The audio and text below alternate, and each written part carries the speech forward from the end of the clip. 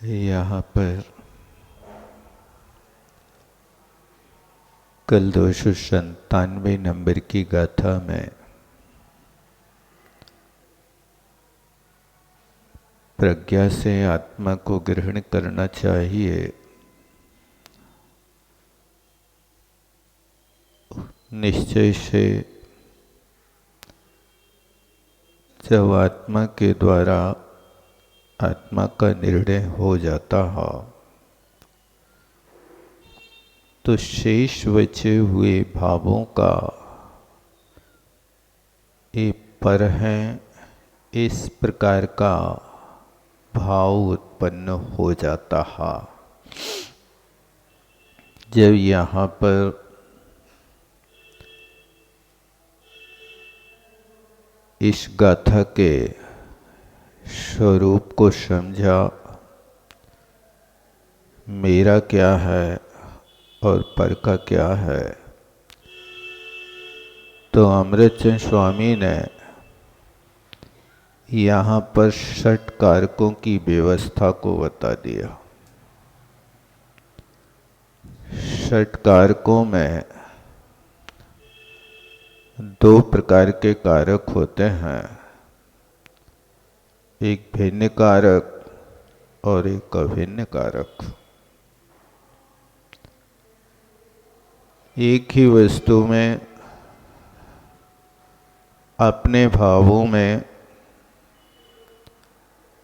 कर्ता कर्म करण संप्रदान अपादान और अधिकरण को लेकर के जब विचार किया जाता है तो उसको अभिन्न कारक कहते हैं। कारक का अर्थ करोति इति कारका, जो करता है वो कारक है। तो यहाँ इन कारकों में सबसे प्रधान कर्ता होता है।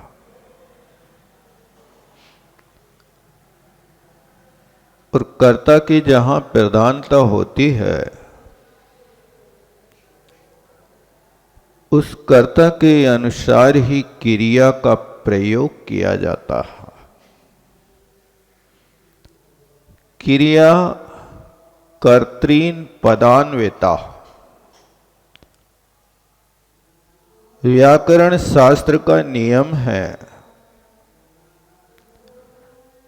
कि विवक्षा आप कर्तृवाचकी कर रहे हैं या कर्मवाचकी कर रहे हैं। जहां कर्तृवाच्य का प्रयोग होता है वहां कर्ता के अनुसार क्रिया होती है। जहां कर्मवाच्य का प्रयोग होता है वहां पर क्रिया कर्म के अनुसार होती है। ये वाच्य का अर्थ कथन होता है तो आप समझ लें कि क्रिया कर्म का अनुसरण कर रही है या क्रिया कर्ता का अनुसरण कर रही है।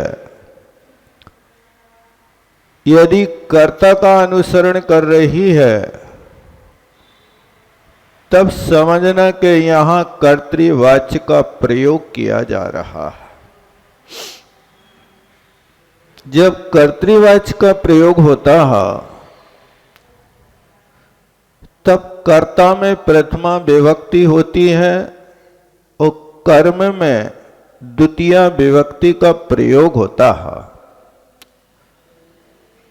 और जब कर्मवाच्य का प्रयोग होता है तो वहां कर्ता में तृतीया विभक्ति का प्रयोग होता है और कर्म में प्रथमा विभक्ति का प्रयोग हो जाता है। लेकिन क्रिया जब भी गमन करेगी कर्मवाच्य में तो वो कर्म के अनुसार ही क्रिया करेगी। इस प्रकार से यहाँ षट कारकों की व्यवस्था आचार्य महाराज ने कही, और वो षट कारक अभिन्न 6 कारक, उनमें वश में चेते चेते, ये चेते उत्तम पुरुष की क्रिया है। वहां पर ये मैं, मुझको, मुझसे, मेरे लिए, मेरे से, मैं अपने को ग्रहण करता हूं। अब पर का यहां कोई संबंध नहीं होता। इसका नाम अभिन्न कारक होता है, जहां भेद नहीं कर सकते हैं।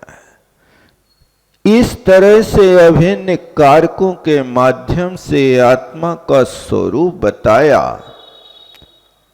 6 ढालाकार ने भी ये कारकों की प्रक्रिया 6ठी ढाल में बनाई है, वहां से दृष्टव्य है।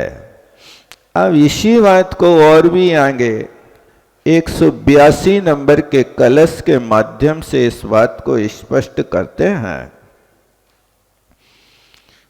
भित्वा सर्वमपि स्वलक्षण बलात्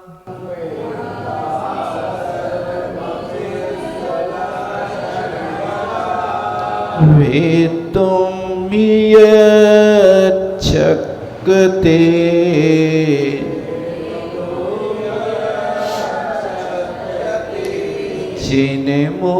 चिन्मुद्रांकित निर्विभाग महिमा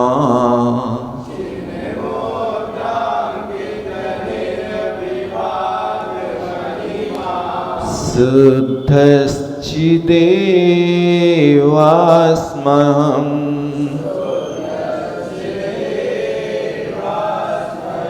विद्यन्ते यदि कारकाणि यदि वा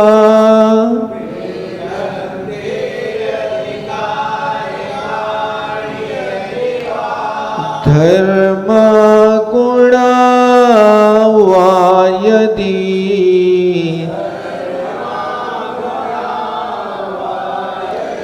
विद्यन्तां न वेदास्ति काचन विभो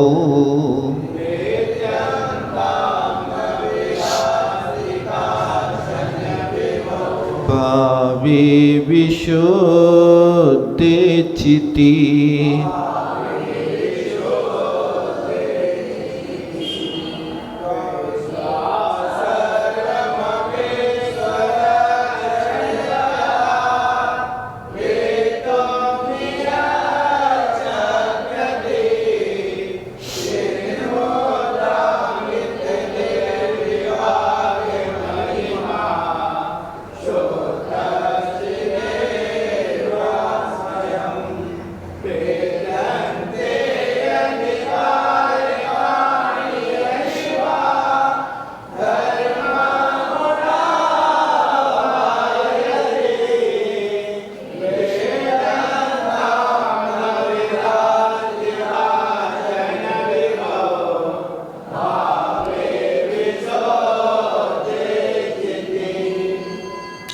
आप कहते हैं जिस जीव ने अभिन्न कारकों में प्रवेश पा लिया, अब मात्र अपना ही वेदन हो रहा है, ऐसे जीव के लिए कहा जाता है कि वो ज्ञानी भेत्तुं यच्छक्यते सलक्षण बलात् सर्वमपि भित्वा। कहते हैं कि जो भेदतुम यानी भेदने को यत सकते, संधि की गई है, संधि निकालना, जो समर्थ है, यानी उस वर्णादि और रागादि परिणाम को ज्ञानी अपनी शक्ति के बल से जहां तक भेद कर सकते थे वहां तक भेदने में समर्थ होता हुआ, लेकिन स्वलक्षण बलात् अपने लक्षण के बल से, यानी निज निज लक्षण की शक्ति से, लक्षण में चूक नहीं होना चाहिए। यदि कहीं लक्षण में चूक गए तो फिर आप उस स्थान तक नहीं पहुंच पाएंगे। कई बार आता है, दो चित्र आपके सामने रख दिए जाते हैं, दोनों के चेहरे अंगो पांग एक जैसे हैं। आपसे कहा जाता है कि इन दोनों चेहरों में, इन दोनों जीवों में, चित्रों में आपको 10 कमी निकालना है और वो 10 कमी उसमें रखी गई है। अब आपकी कितनी पैनी दृष्टि है कि उस पैनी दृष्टि के माध्यम से उस चित्र में से, रेखा चित्र में से आप 10 कमी निकाल करके रख लेते हैं। माथा पच्ची तो करते ही रहते हैं आप लोग, पेपरों में आते ही है माथा पच्ची का काम। कभी कभी उसके स्थान पे ये भी आ जाता है। उपयोग की एकाग्रता करो आप, आपकी व्यग्रता मिटे, एकाग्रता आवे, तो आप उस कमी को खोज सकते हो, अन्यथा नहीं खोज सकते। इसी तरह आचार्य महाराज कहते हैं कि भेदने में समर्थ तो है, लेकिन सबसे पहले स्व लक्षण, अपना अपना लक्षण समझ लेना कि राग का, बंध का, प्रकृति बंध का, स्थिति बंध का, अनुभाग बंध का, प्रदेश बंध का, साधि बंध का, अनादि बंध का, ध्रुव बंध का, अध्रुव बंध का, उत्कृष्ट बंध का, अनुत्कृष्ट बंध का, जघन्य बंध का या जघन्य बंध का, सप्रतिपक्षी अप्रतिपक्षी, ध्रुव बंदी अध्रुव बंदी, ध्रुवोदयी, इन सारे के सारे बंध के भेदों को पहले आप समझो अपने अपने लक्षण बलात्। ये लक्षण पहले तुम्हें पता होगा तो चलोगे। किसे कहते हैं ध्रुव बंदी, किसे कहते साधी बंदी? अब वो साधी बंदी प्रकृति है तो साधी बंदी प्रकृति को तुम नष्ट करने में बहुत जल्दी समर्थ हो सकते हो। लेकिन अनादि बंदी प्रकृतियां यदि आपके पास अभी मौजूद हैं तो अभी ठिकाने ही नहीं कि आप भव्य हो के अभव्य हो। अभी यही ठिकाना नहीं कि आप पर्द पुद्गल परावर्तन में मोक्ष जाने वाले हैं, कि 3 भव 7 भव 8 भव में मोक्ष जाने वाले हैं।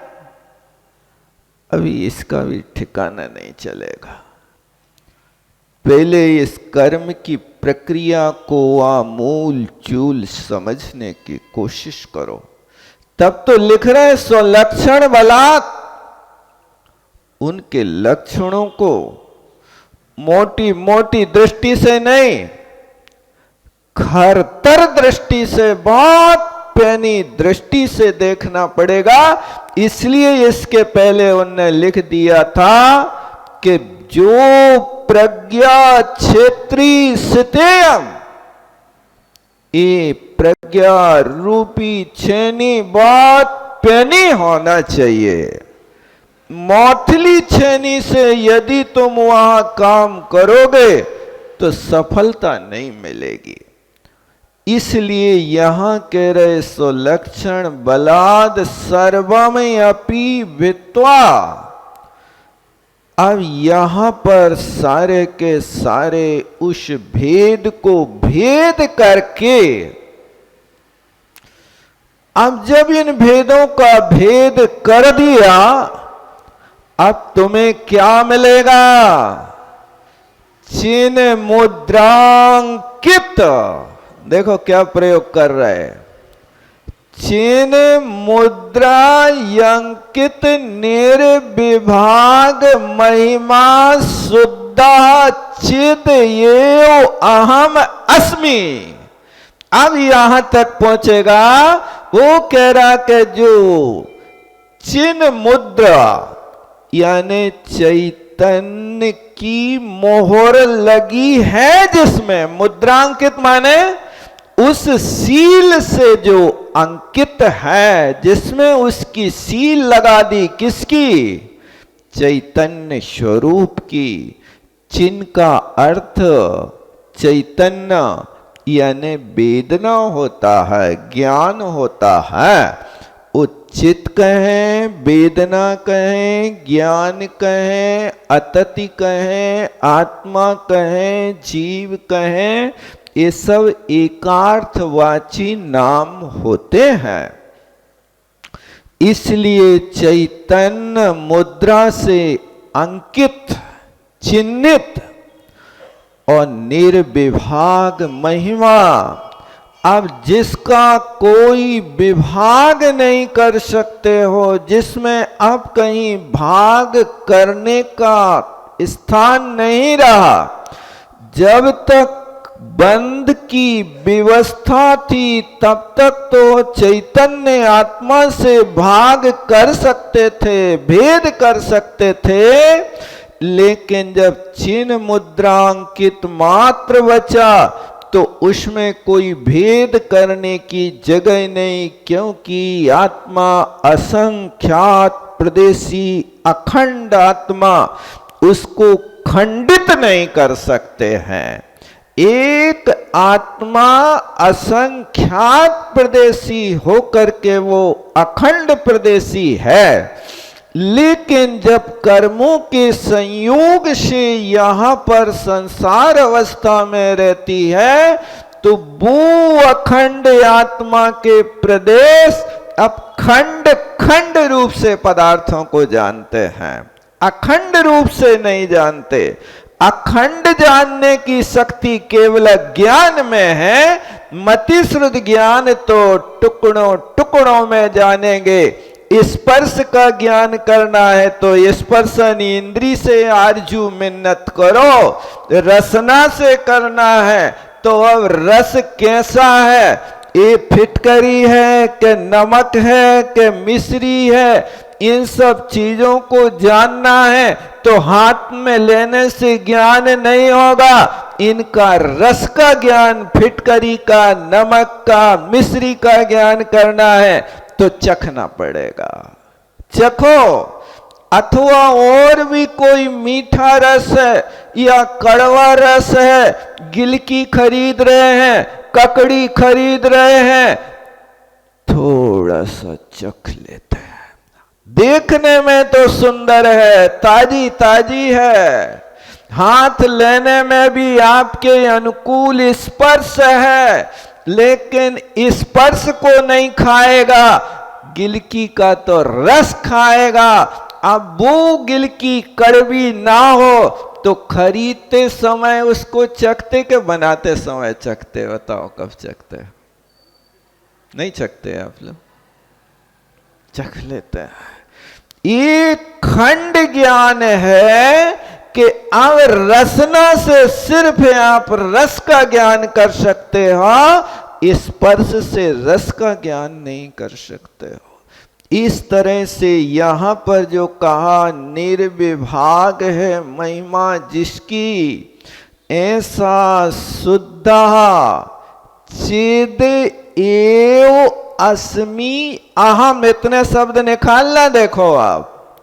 शुद्ध उसका विशेषण है, चित करता है, एव दृढ़ता का सूचक है कि अब पक्का हो गया, यही मेरा स्वरूप है, यही चैतन्य स्वरूप है। और फिर उसके बाद एव के बाद अस्मि क्रिया निकालना। अस्मि माने हूं, कौन हूं, फिर बाद में अहम निकालना। इतनी चीजें उसके साथ जुड़ी हुई हैं, कर्ता भी है, क्रिया भी है, कर्म भी है, विशेषण भी है। इन सबको पकड़ना एक छोटे से वाक्य में, इतने संबंध उसके साथ बैठे हैं। अब यहां तक विभाग करते करते यहां पर आए और निर्णय हो गया कि अब सिर्फ चिन्ह मुद्रा इतनी ही बची है कि अब इसमें से और भी कुछ अलग नहीं कर सकते। अलग करने योग वस्तु अलग हो गई। आपने अग्नि के ऊपर दूध को रखा, कब तक दूध अग्नि पर रखा रहेगा? जब तक दूध का सारा विकार जल समाप्त नहीं हो जाएगा। उस पानी को जलाने के लिए तब तक अग्नि पर रहेगा जब तक दूध से मावा नहीं बन जाएगा, तब तक उसको अग्नि के ऊपर रख कर के ही हमें पानी का निष्कासन करेंगे। इसके अलावा और कोई दूसरी प्रक्रिया नहीं है। आप कहोगे कि हंस को लाकर के हम दूध पानी पानी कर देंगे। हंस दूध पानी को तो अलग कर देगा, लेकिन वो मावा नाम नहीं पाएगा। वो उसके भीतर दूध के प्रदेश तो रहेंगे, लेकिन मावा तो तभी बनता है जब अग्नि परीक्षा दे करके झाड़ियों के बीच में उन झरियों की बार बार टोचना खा करके, और फिर उसके बाद में वहां पर तब तक उसको रगड़ते रहते हैं। कभी खोवा बनाने वालों के पास बैठ करके देखना कला क्या करते हैं, वे कैसे उसकी दम घोंट के रखते हैं। अंत तक उस समय वहां पर यदि थोड़ा भी विकार रहेगा, तब तक वो मावा की बाटी नहीं बनेगी। उसको थोड़ा सा भी पानी रहे, वो लिक्विड रहे, तो वो मलाई के रूप में रहेगा। लेकिन मावा बनाना है कि यहां से फेंको तो वहां दूसरे के सिर पे टकरा जाए, ऐसी चीज कब तक? जब तक उसका पानी पूरा नहीं सूख जाए, तब तक उसको अग्नि से हटाते नहीं। इसी तरह आत्मा के द्रव्य कर्म, नो कर्म, भाव कर्म जब तक पूर्ण रूप से समाप्त ना हो जाए, तब तक वहां पृथक वितर्क, एकत्व वितर्क, इन ध्यान की अग्नि के माध्यम से वहां पर काम जारी रखते हैं। इस बात को कहते हैं कि आप शुद्ध चेत अहम इति अस्मि, मैं तो शुद्ध चैतन्य स्वरूप वाला आत्मा ही हूं।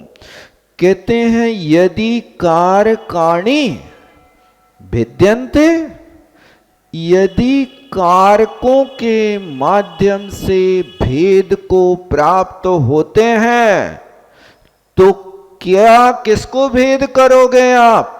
ध्यान देना, देखो कहा कि यदि तुम कारकों से भेद कर रहे तो अब एक ही वस्तु में आपको अब 6 कारक लगाना है। अब उस एक वस्तु में कारक लगाओगे तो कहते हैं धर्मा गुणा वा यदि, कहते उस द्रव्य के धर्म उन द्रव्य के गुणों के माध्यम से आप भेदों को प्राप्त कर रहे हो तो करो। भेद एक द्रव्य में भी तो भेद डालना है ना। अब भेद डालेंगे तो क्या डालेंगे? स्वभाव की अपेक्षा डालेंगे, अथवा उनमें और भी भेद डालेंगे।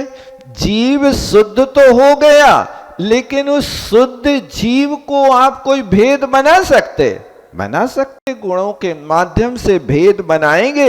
उनके पास ज्ञान गुण है, दर्शन गुण है, चारित्र गुण है, सूक्ष्मत्व गुण है, अव्ययवाद गुण है। इन गुणों के माध्यम से हम इन 6 कारकों की व्यवस्था को वहां पर स्थापित करेंगे। इसलिए कर्ता कर्म करण, देखो स्वाध्यायी भव्य आत्मा को कम से कम इतना तो व्याकरण का ज्ञान होना चाहिए कि जिसके माध्यम से वो कारक प्रक्रिया को समझने लगे। आप कई लोग व्याकरण पढ़ते हैं, लेकिन लक्ष्य बना करके चलते हमें संधि तोड़ना आ जाए, बस यही हम व्याकरणाचार्य बन गए। अकेली संधि को तोड़ना मात्र, तुम सिद्धांत को नहीं समझ सकते हो। ये तो संधि तोड़ना जो होता है एक झगड़ा है, मिले हुए परिवार को बिखरा देने का नाम विग्रह है, और बिखरे हुए परिवार को मिला देने का नाम संधि है। तुम अकेली संधि सीख रहे कि विग्रह सीख रहे हो?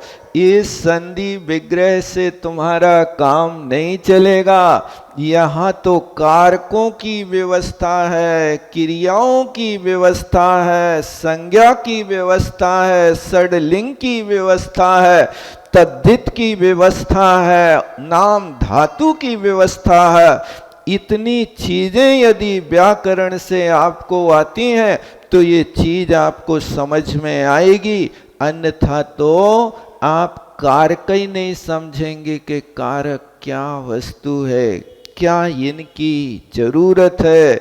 इसलिए लिख रहे आचार्य महाराज के यदि कारक आवे तो कारकों से भेद प्राप्त होवे तो कोई बात नहीं, हम कारकों के माध्यम से वहां भेद कर सकते हैं, धर्म के माध्यम से भेद कर सकते हैं।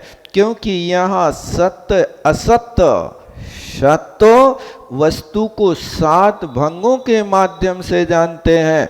सत्य है, असत्य भी है, नित्य भी है, अनित्य भी है, एक भी है, अनेक भी है, इत्यादि अनेकांत रूप से वस्तु को समझना।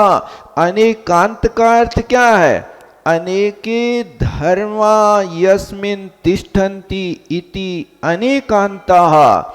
अनेक स्वभाव जिस वस्तु में रहते हैं उसका नाम अनेकांत है। इस सारी की सारी चीजें जो होती हैं ये सब ज्ञान का विषय है। इसलिए व्यापकता होती है तो ज्ञान से होती है, लेकिन वो ज्ञान वास्तव में चारित्र की कसौटी पर खरा उतरना चाहिए। ज्ञान हो लेकिन चारित्र विहीन ज्ञान आत्म कल्याण में साधक नहीं होता। आप यदि लक्ष्य कर लें, अर्थ करी विद्या से काम नहीं होगा। इसीलिए तो कहा जाता है साधना अभिशाप को वरदान बना देती है और भावना पाषाण को भगवान बना देती है। इस साधना का क्रम ज्ञान के माध्यम से होता है। हम साधना करें तो क्या साधना करें? देखो, बिना साधना के साध्य की सिद्धि नहीं होती है। आप लौकिक कार्य करते हैं तो पूरी साधना करते हैं, पूरी साधना के साथ मान लीजिए आप दुकान खोल रहे हैं, तो दुकान खोलने के लिए सबसे पहले लक्ष्य बनाना होता है। अब माल रखने का नाम दुकान है कि माल को कहाँ रखें, इस आधार की व्यवस्था पहले करते हो कि माल खरीदने की व्यवस्था पहले करते? क्या करते हो आप? दुकान खोल रहे हैं ना नई, तो नई दुकान को पहले मकान खरीदेंगे कि पहले आप माल खरीदेंगे? क्या खरीदेंगे? पहले आधार तो खोजो, आप कहाँ रखोगे? जब तक आपको आधार नहीं मिलेगा तब तक आप माल कहाँ पटकोगे आखिर? तो पहले एक आधार की जरूरत होती है। उस आधार को आपने देख लिया। अब उस आधार को देखा तो आधार के साथ आप सुरक्षा भी तो देखो कि आपकी उसमें सुरक्षा है कि नहीं है। इन सब चीजों को पहले आधार खोजा जाता है, फिर कर्म खोजा जाता है, फिर साधन खोजे जाते हैं, करण खोजा जाता है, फिर संप्रदान खोजा जाता है। पहले आप कर्म को खोजो, आधार को खोजो, साधनों को खोजो, करण को खोजो, फिर जब तुम्हारे पास माल होगा तो संप्रदान कारक की जरूरत होगी। अब यदि तुम्हारे पास जो माल है और ग्राहक को जो चाहिए है वो नहीं है, तो फिर संप्रदान कारक कैसे लगाओगे आप? बताओ। संप्रदान तो वही होगा ना कि ग्राहक मांगे मिर्ची और तुम दे दो काली मिर्ची।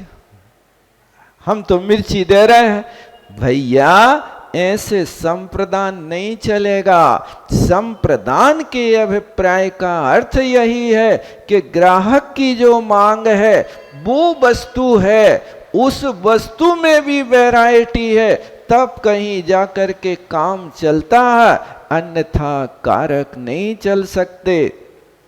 तो यहां धर्म की अपेक्षा समझो कि सत्य का अर्थ क्या है। पहले वस्तु का निर्णय सत्ता से करो, क्योंकि एक मत वाला है कि वो मत वाला व्यक्ति वस्तु की सत्ता को स्वीकार नहीं करता।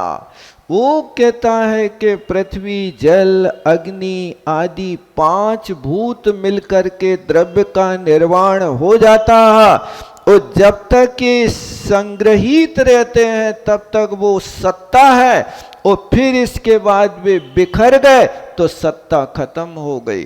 तो पहले जीव तत्व की आप सत्ता बनाओ, मौजूदगी बनाओ। उस जीव की सत्ता को बनाने के लिए आचार्य भगवंतों ने हमें आदेश दिया कि उस जीव तत्व को 8 अनुयोग द्वारों से समझो। सत, संख्या, क्षेत्र, स्पर्शन, काल, अंतर, भाव, अल्प, बहुत। तो इन 8 अनुयोग द्वारों के माध्यम से आपको एक जीव को समझना है। आपसे कोई पूछे जीव है, ये सत्ता है, मौजूदगी है, तो सिर्फ जीव यही जो आपकी पर्याय दृष्टिगोचर हो रही है, इसी पर्याय में है कि इसके बाद भी जीव की सत्ता है। हाँ, इस सत्ता को सिद्ध करने के लिए हमें द्रव्यार्थिक न्याय का सहयोग लेना पड़ेगा।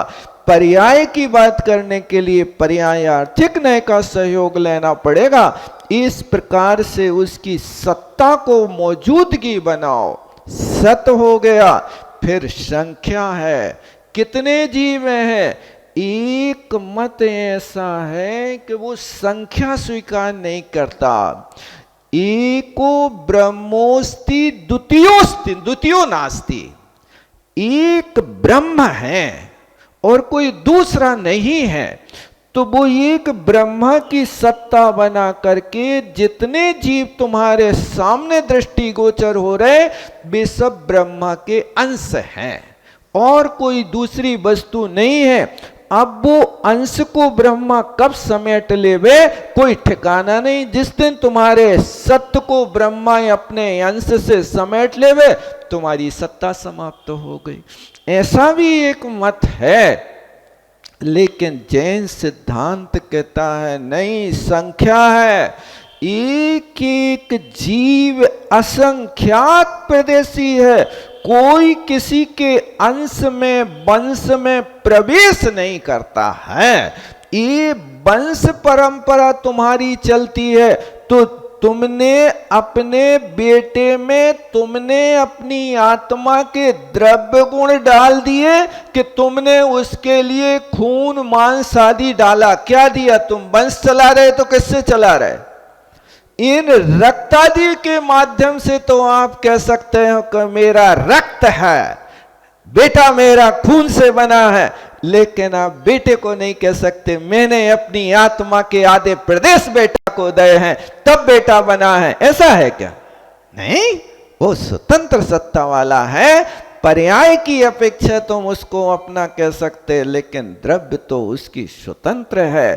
तो जो ऐसा मानता है कि एक ब्रह्म ही सब कुछ है और कोई भी वस्तु नहीं है, उनकी कृपा से तुम हिल रहे हो, डल रहे हो, खा रहे हो, पी रहे हो, मर रहे हो, जी रहे हो, स्वर्ग जा रहे, नरक जा रहे, सब उनकी कृपा है। ठीक है ना? उनकी कृपा से सांस ले रहे तुम्हारा श्वासोच्छ्वास नाम की पर्याप्ति, श्वासोच्छ्वास नाम कर्म का उदय तुम्हारा स्वयं समाप्त हो गया।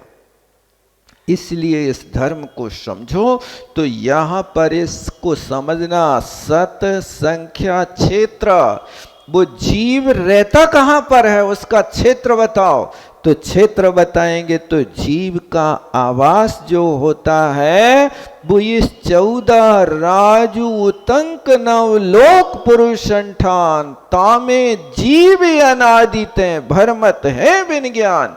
ये क्षेत्र की अपेक्षा, क्षेत्र अनुयोग की अपेक्षा कि जीव इस 14 राजू प्रमाण क्षेत्र में ही रहता है, इसके बाहर उसका कोई भी आना जाना अस्तित्व नहीं होता। अब स्पर्शन है तो स्पर्शन का अर्थ होता है कि जीव अपने स्थान पर रह करके कितने क्षेत्र को कवर कर सकता है। वो 8 राजू, 9 राजू, 10 राजू, 12 राजू आदि 14 राजू, ऐसे इन राजुओं में विभाजन होता है। जो बैक्रियक समुद्घात करता है या मारणांतिक समुद्घात करता है, इन समुद्घात की अपेक्षा आत्मा के प्रदेश निकल करके उस क्षेत्र तक पहुंच जाते, इस अपेक्षा से कथन करना, इसका नाम स्पर्शन अनुयोग द्वार है। और फिर काल है तो काल की अपेक्षा देखा जाए तो एक जीव का काल तो अनादि अनंत है, लेकिन उस जीव ने जिस मार्गणा में प्रवेश किया उस मार्गणा में रहने का काल उसका कितना है, कितने समय तक रहेगा। मनुष्य गति में आया है तो मनुष्य गति का काल ज्यादा से ज्यादा जीव के पास होगा तो कितना होगा।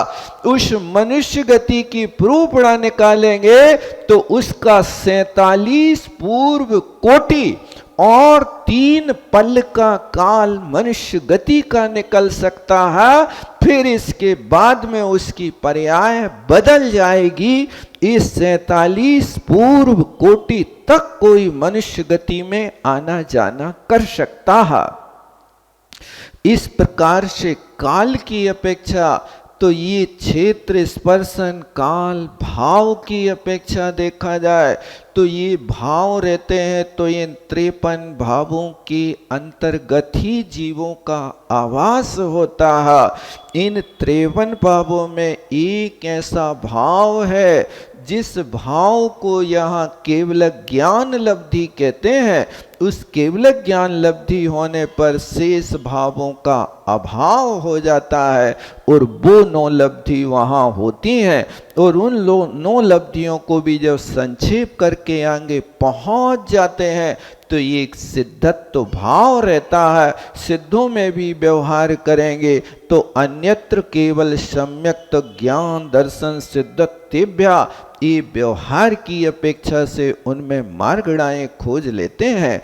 इसलिए यहाँ इन श्लोक में जो आचार्य महाराज ने कलसा में रखा कि कारकों से यदि भेद करना है तो धर्म और गुण की अपेक्षा भेद कर लो, बाकी उसमें काचन विभव भेदा नास्ति, इनमें तुम उस परमात्मा में कोई भेद नहीं कर सकते हो, क्योंकि विशुद्ध चिति भावे, जहाँ विशुद्ध चैतन्य भाव प्रकट हो जाता है वहाँ पर शेष सारे के सारे भावों का अभाव हो जाता है। बस।